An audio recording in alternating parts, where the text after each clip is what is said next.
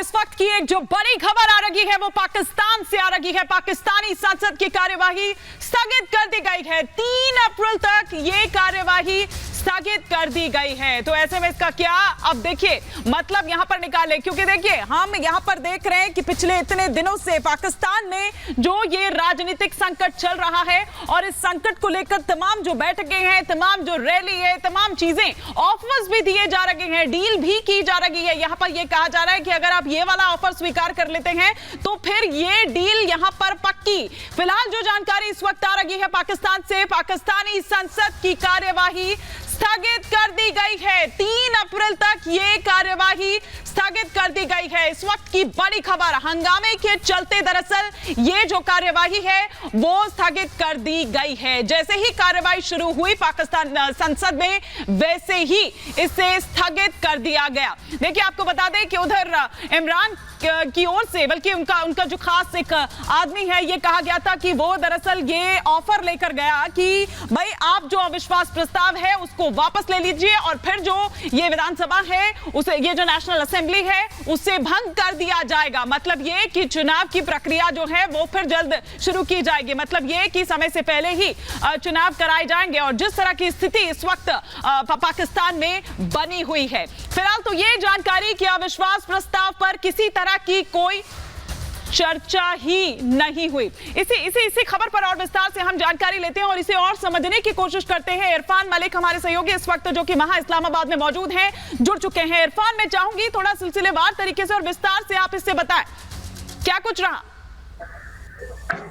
देखिए, जैसे ही इजलास शुरू हुआ तो हुकूमत की तरफ से एक मोशन मूव की गई जिसमें यह कहा गया कि जो पार्लियामेंट्री नेशनल सिक्योरिटी कमेटी की मीटिंग है वो कौमी असम्बली के इसी हॉल में की जाए जहां पर इस वक्त कौमी असम्बली का सेशन चल रहा था। तो चूंकि ईवान में हाउस में जो मेजॉरिटी थी वो अपोजिशन की थी, तो उन्होंने इसको रिजेक्ट कर दिया। यहाँ मैं आपको एक चीज क्लियर कर दूं कि एक है नेशनल सिक्योरिटी कमेटी और एक है नेशनल सिक्योरिटी पार्लियामेंट्री कमेटी। तो नेशनल सिक्योरिटी कमेटी की जो मीटिंग है वो तो पहले हो चुकी है। जो पार्लियामेंट्री कमेटी की मीटिंग है वो 6 बजे हुकूमत करना चाह रही थी इसी हॉल में जहां पर कि नेशनल असेंबली का सेशन अब से कुछ देर पहले तक जारी था। लेकिन इसके लिए ये रिक्वायरमेंट होती है कि पहले जो हाउस के मेंबर्स हैं उनसे अप्रूवल ली जाए। तो इस अप्रूवल के लिए जब ये मोशन मूव की गई तो इसको मेजॉरिटी से अपोजिशन ने रिजेक्ट कर दिया और उनका कहना था कि ये ऐसा नहीं हो सकता। जो नो कॉन्फिडेंस के लिए जो मीटिंग चल रही है नेशनल असेंबली की, उसी को चलना चाहिए और उसी को आगे बढ़ाना चाहिए। तो जैसे ये रिजेक्ट हुई तो उसके बाद जो वक्फा सवालात है, जो मेंबर्स के सवालात हैं, उनको टेकअप करने की बात हुई। तो जो जितने भी मेंबर्स हैं उन्होंने कहा कि वो इसमें दिलचस्पी नहीं रखते और अगर स्पीकर चाहें तो वो ये अपने सवालात वापस लेने के लिए भी तैयार है। लेकिन डिप्टी स्पीकर इंसिस्ट कर रहे थे कि इस मामले को आगे बढ़ाना चाहिए और पहले जो कार्रवाई है सवालात की, क्वेश्चन आंसर्स की, उसको कर लेना चाहिए। लेकिन अपोजिशन की तरफ से इस पर एहतजाज किया गया। तो जैसे ही एहतजाज हुआ तो डिप्टी स्पीकर ने कहा कि ऐसा लगता है कि अपोजिशन इजलास की कार्रवाई में दिलचस्पी नहीं रखती, इसलिए उन्होंने एडजर्न कर दिया इस इजलास को और संडे तक इसको एडजर्न कर दिया है। अब संडे को दोबारा ये इजलास होगा और जिसमें इस कार्रवाई को आगे बढ़ाया जाएगा। 3 तारीख को तो इरफान, 3 तारीख को तो, और डिबेट के बाद संडे को, बिल्कुल 3 तारीख को तो, लेकिन इस पर वोटिंग होनी थी। आप ये कहिए कि फैसला जाना था, लेकिन अब ये मामला थोड़ा सा उलझ गया है। हाँ, यही मैं समझना चाह रही हूँ कि अब ये मामला जो उलझ गया है, क्योंकि देखिए आज ये चर्चा होनी थी, अगर आज ये चर्चा नहीं हुई तो फिर 3 तारीख को जो वोटिंग होनी थी, कैसे देखे फिर इसको, कैसे देखे फिर? बल्कि जो सेशन है उसको नो कॉन्फिडेंस के हवाले से आगे बढ़ाना चाहिए। ठीक है, मैं लौटूंगी इरफान, आप मेरे साथ बने रहिए, लेकिन इस वक्त मैं सीधे रुक करूंगी न्यूज रूम का। अमित मेरे साथ जुड़ चुके हैं इस वक्त। अमित, क्या इसको देखे, ये मामला उलझ गया है, लेकिन मैं समझने की कोशिश यहाँ पर करना चाहती हूँ कि अब आगे आप क्या देख रहे हैं? क्या ये स्ट्रैटेजिकली एक मूव था? फिलहाल मैं आपको बताना चाहता हूं कि बहुत ही स्मार्टली जो है वो इमरान खान यहां पर खेल रहे हैं। कहीं ना कहीं कंफ्यूजन जो है वो यहां पर क्रिएट कर दिया गया है। मतलब साफ है कि इमरान खान आखिरी बॉल तक जो है वो खेलना चाहते हैं। वो बिल्कुल कह रहे हैं कि ना वो रन आउट होंगे ना वो क्लीन बोल्ड होंगे।